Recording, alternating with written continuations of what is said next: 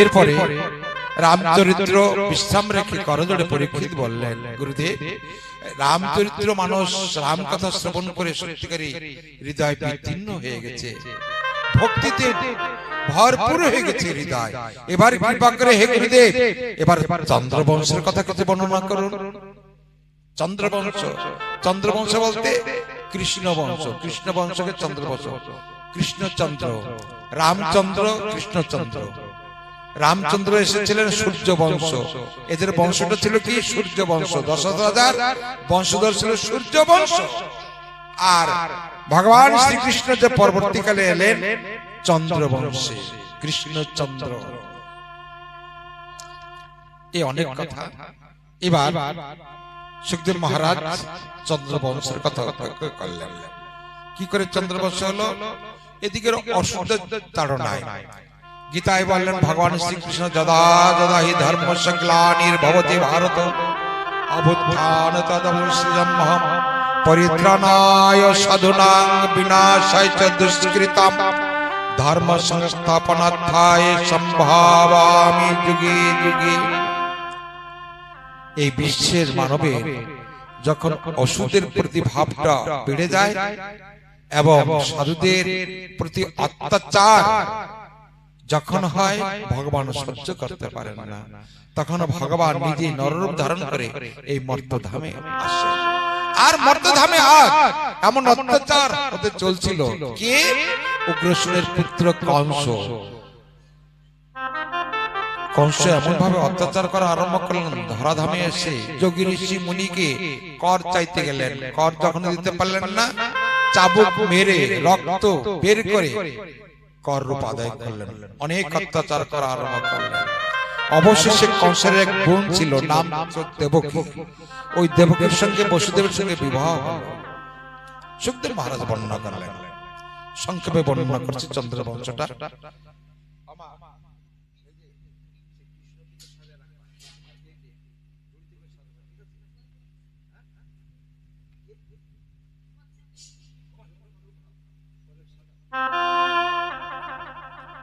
তো সুখদেব মহারাজ বর্ণনা করলেন যে দেবকী, এই বসুদেব ছিলেন কংসের বন্ধু। বললেন, হে বসুদেব, আমার তো বোন, কাকে দিব? তুমি ছাড়া কোনো উপযুক্ত পাত্র দেখি না।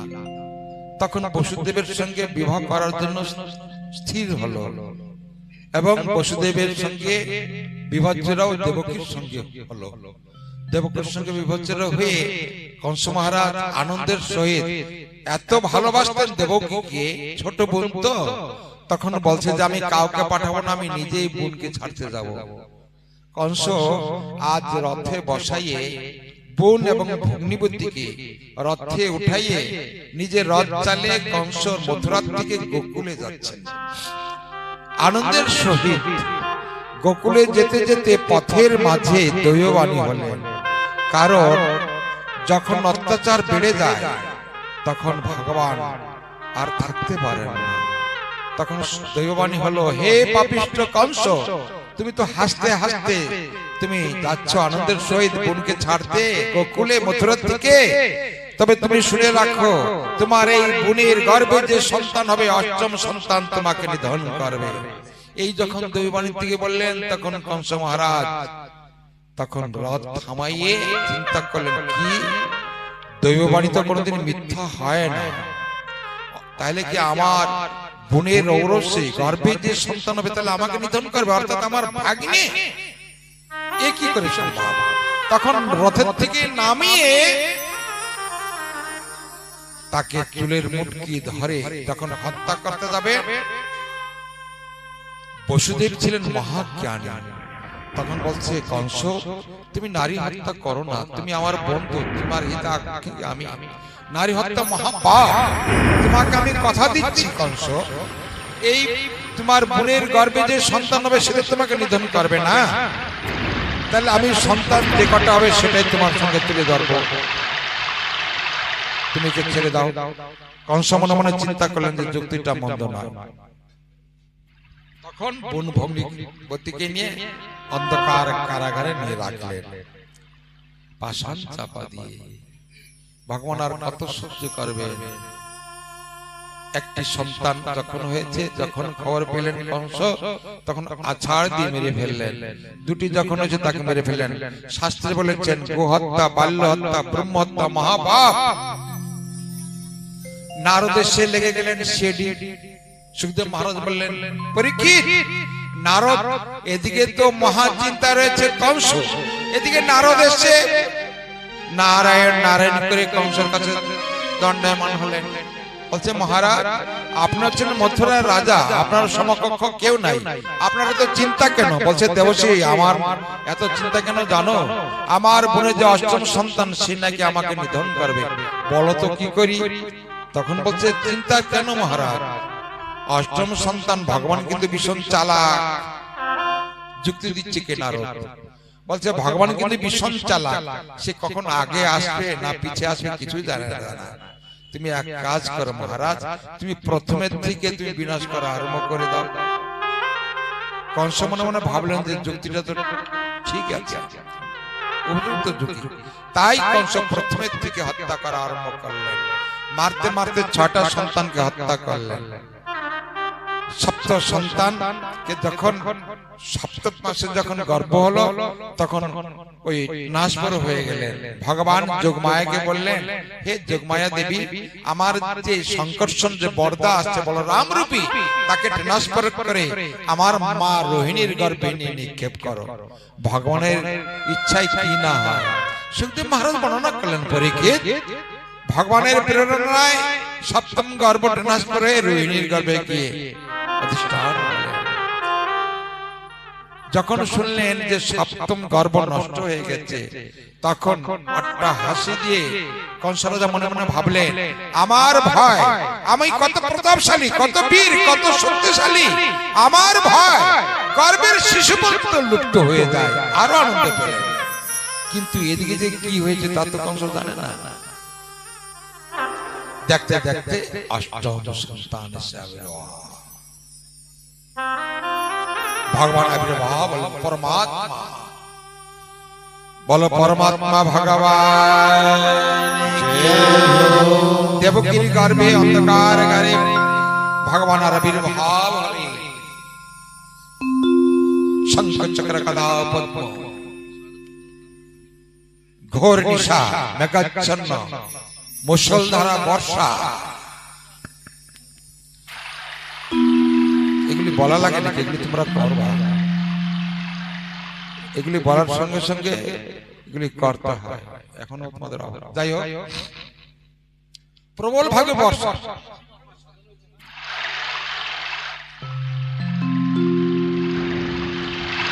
তো এদিকে ভগবান যে অষ্টম সন্তান নিয়ে আবির্ভাব হয়েছে, সকলে আপনারা একটু সুস্থ হয়ে ধ্যান দিয়ে বসবেন। ভগবানের আবির্ভাব আজকে হবে এই দিনে, এই সময়। তাই সকলে আসুন, আর একটু ছোট থেকে একটা ভজন করো। বিশ্বনাথ ভগবানের যে আবির্ভাব হবে সেই উপলক্ষে বেশি লম্বা গান না, ছোট গান, এর মধ্যে সাজানো হয়ে যাবে। ভগবানের যে আবির্ভাব, এই আপনি একটু লীলা দর্শন করবেন। সকলে নীরবতা রাখবেন, কারণ 10টা 10 হয়েছে। আপনাদের আর বেশি সময় নেব না, অল্প সময়। দেখতে পাচ্ছেন তো কত স্পিডে যাচ্ছে ভাগবত কথা। কংসের কারাগারে মা দৈব কিরুদরে জন্ম নিলেন ভগবান বসুদেব। বসুদেব হরে কৃষ্ণ, বসুদেব সেজে আসেন। বলো হরে কৃষ্ণ হরে রাম।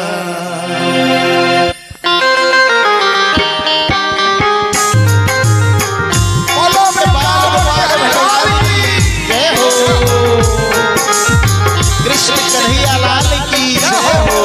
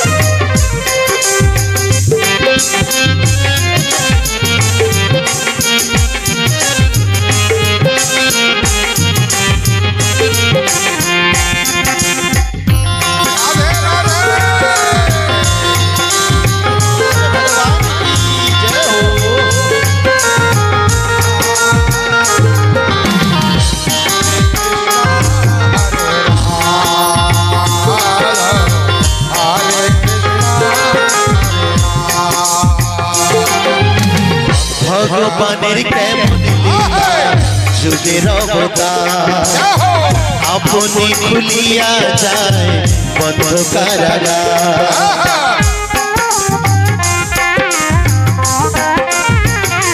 ও ভগবানের কেমন লীলা যুগের অবতার আপনি খুলিয়া যায় বন্ধ কারাগার রোধ করিতে পারবে না কেউ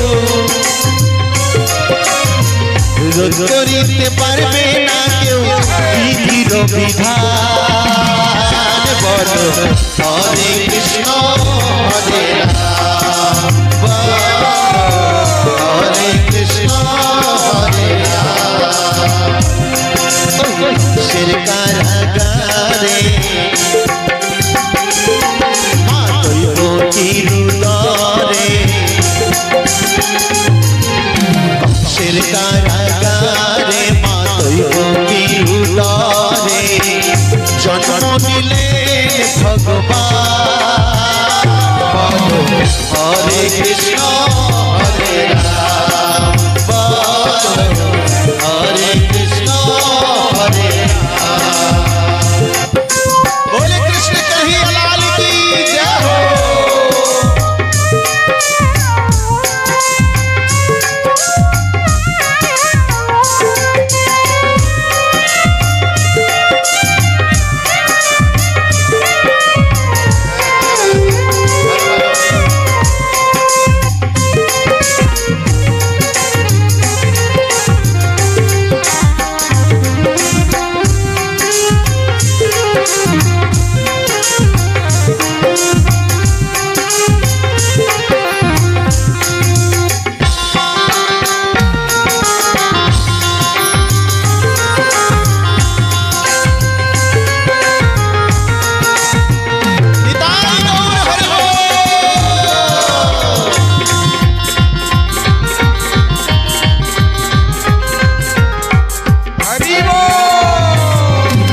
বাসুদেব লই যায় মাথার উপরে যমুনা পার হয়ে মা যশোদার ঘরে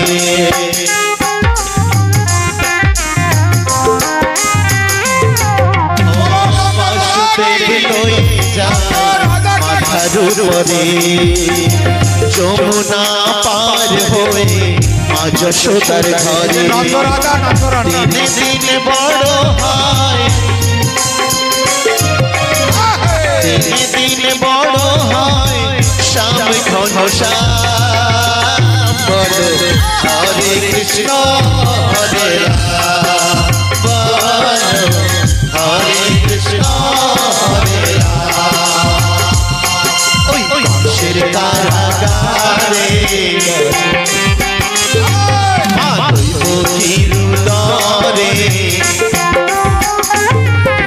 কংসের কারাগারে জন্ম নিলেন ভগবান বলো হরে কৃষ্ণ হরে রাম বলো হরে কৃষ্ণ হরে রাম बोलो कृष्ण कन्हैया लाल की जय हो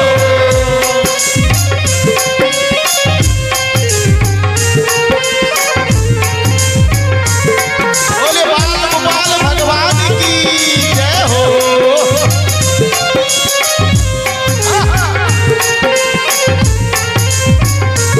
धनी धनी धनी धनी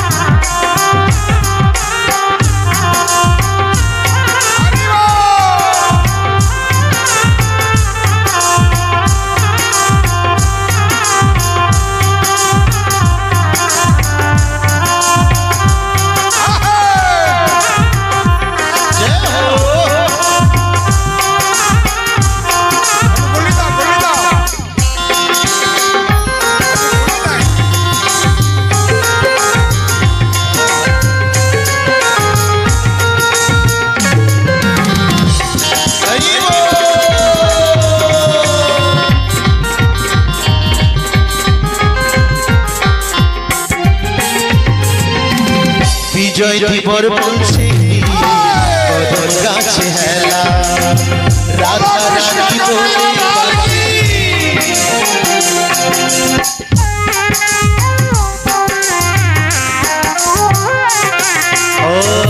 জয় দিবর বলছে কদম গাছে হেলা রাধা রানী বলে বাঁশি বাজায় দুবেলা শ্রীমতী রাধা রানী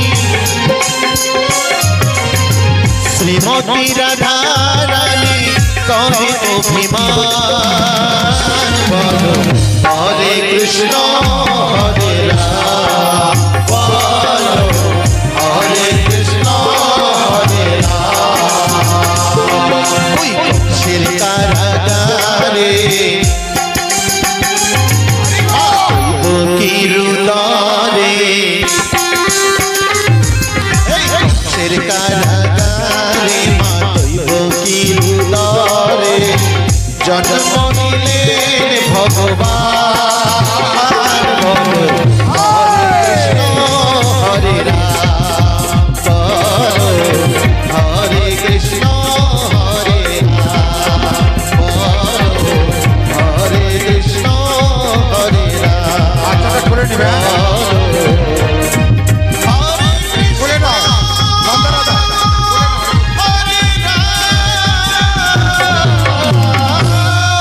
বলো কৃষ্ণ কানাইয়া লাল কি শ্রী নন্দন ভগবান শ্রী কৃষ্ণ জি কি বসুদেব নন্দন কি জয় জয় শ্রী রাধে জয় শ্রী রাধা চলো তো বসুদেব এবার বসো নন্দরাজ বসো দেখা বসুদেব এখানে বসো এখানে বসে পড়ো আর অল্প সময় নেব আপনাদের কৃষ্ণ কানায় লাল কি তো এমন ভাবে ভগবান হ্যাঁ দাও ছেড়ে দাও পরমাত্মা এলেন নন্দরাজা নন্দরানীকে কেন্দ্র করে সে সচ্চিদানন্দ স্বরূপ বিগ্রহ এই নন্দের কোলে এসে নন্দ মহারাজের কোন পুত্র সন্তান ছিল না দীর্ঘ বছর ধরে তিনি অপুত্রিক হয়েছিলেন আজ তিনি পুত্র সন্তান পেয়ে আনন্দে বিভোর হয়ে গেলেন নন্দ মহারাজ পুত্রকে কোলে পেয়ে আনন্দে বিভোর হয়ে গেলেন এবং নন্দরানীও পুত্রকে কোলে নন্দরানী তুমি একটু কোলে নাও নন্দরানী পুত্রকে কোলে নিয়ে চুম্বন দিতে লাগলেন বাৎসল্য ভাবে প্রেমাবদ্ধ হয়ে গেলেন এবং ভগবান ভক্তকে কেন্দ্র করে আবির্ভাব হলেন নন্দের গৃহে গোকুলে সুখদেব মহারাজ বর্ণনা করলেন পরীক্ষিত অপূর্ব কৃষ্ণ চরিত্র অপূর্ব এদিকে বসুদেব চলে এলেন কৃষ্ণকে নন্দের আলোয় রেখে ফটাফট দিয়ে দাও মা বেশ রাখো বেশ হয়ে গেছে দিয়ে দাও এই আনন্দ এই সেই গোকুল এই সেই বৃন্দাবন ভক্তগণ আপনারা যে দর্শন করলেন এই সেই বৃন্দাবন ধাম এই সেই ভগবানের আবির্ভাব কথন যেটুকু রস আস্বাদন করলেন সত্যিকারী যারা দর্শন করেছেন তাদের ধন্য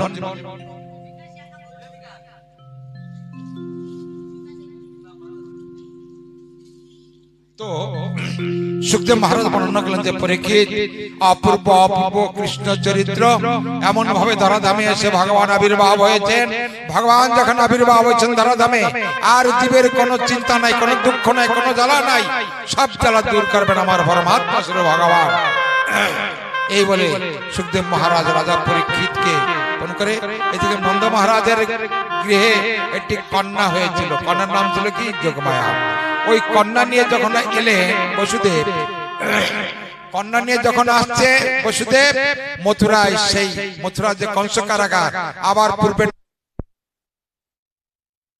কৃষ্ণ চরিত্র এদিকে বসুদেব এবং নন্দরাজা দুই বন্ধু ছিলেন গভীর রাত্রে যখন সে পরমাত্মাকে এনে দিলেন নন্দরাজার কাছে নন্দরাজা জানতেন যে পরমাত্মাই ভগবান এদিকে নন্দরাজাকে বলেন নন্দরাজা তোমার কোটি জন্মের তপস্যা ছিল আমাকে পুত্র রূপে পেতে চেয়েছো তাই আমি পুত্র রূপে তোমাদের কাছে দণ্ডায়মান হব বা আসছি সবুর করো এদিকে নন্দরানী অচৈতন্য হয়েছিলেন একটা কন্যারত্ন পেয়ে ওই কন্যারত্নকে বসুদেবকে দান করলেন ওই কন্যারত্ন এনে বসুদেব যখন অন্ধকার কংসের কারাগারে এলেন, পূর্বের না আবার শৃঙ্খল আবদ্ধ হয়ে গেল।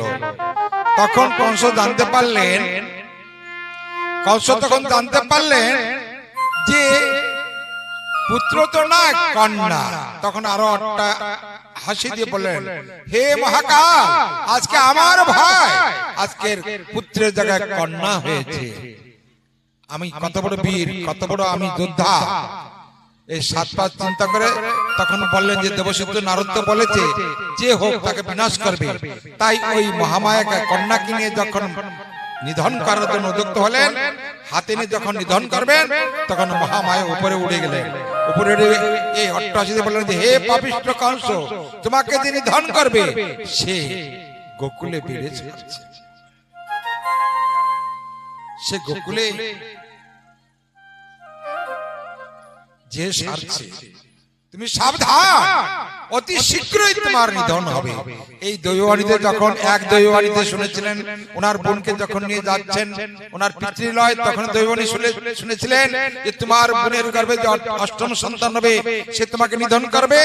আজ পুনরায় দৈববাণী শুনলেন কংস মহারাজ, হে কংস, তোমাকে যে বধ করবে সে জন্ম নিয়ে সারছে, তুমি সাবধান। এই যখন শুনলেন তখন কংস মহা চিন্তায় পড়ে গেলেন। এই বলে সুখদেব মহারাজ ভাগবত কথা বিশ্রাম রাখলেন। আসুন আজকে